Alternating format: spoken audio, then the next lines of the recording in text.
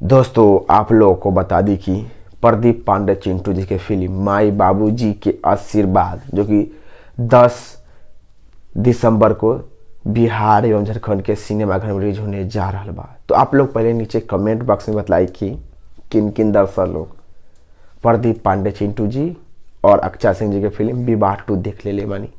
काहे कि 10 से 15 दिन पहले बिहार एवं झारखंड के सिनेमाघर में प्रदीप पांडे चिंटू जी की फिल्म विवाह 2 रिलीज किया गया था।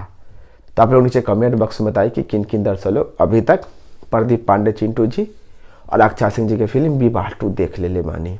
अगर ना देख ले बानी तो 5 से 6 दिन और इंतजार करी और 5 से 6 दिन के बाद प्रदीप पांडे चिंटू जी और अक्षय सिंह जी की फिल्म विवाह 2 जो कि टीवी पर चलाया जाएगा।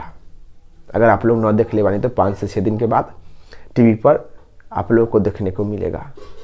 तो आप लोग को चलिए अब बता देते बानी कि प्रदीप पांडे चिंटू जी के फिल्म माई बाबूजी के आशीर्वाद 10 दिसंबर से बिहार एवं झारखंड के सिनेमाघर में रिलीज होने जा रहा बा।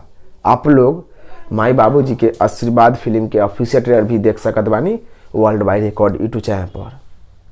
अगर ना देख ले बानी तो अगर देख ले बानी तो आप लोग नीचे कमेंट बॉक्स में बताइए कि आप लोग को देखने में कैसा लगा।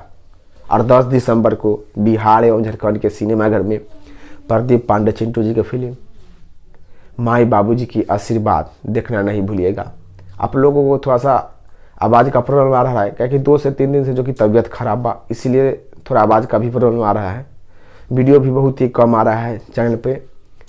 2 से 3 दिन से तबीयत खराब बा, जो कि तबीयत ठीक हो जाए तो वीडियो कंटिन्यू आप लोगों को मिलेगा। तो आप लोग को छोटा सा जानकारी बताबे करें। अगर आप लोग प्रदीप पांडे चिंटू जी से जो जानकारी और आगे ज़्यादा जानना चाहते हैं तो आप लोग हमने के channel Yadav media hit Bhojpuri news के सब्सक्राइब कर दें, वीडियो के लाइक कर दी, वीडियो के शेयर लगा दी। चलिए फिर से मिलेंगे अगले वीडियो में। जय हिंद, जय भोजपुरी।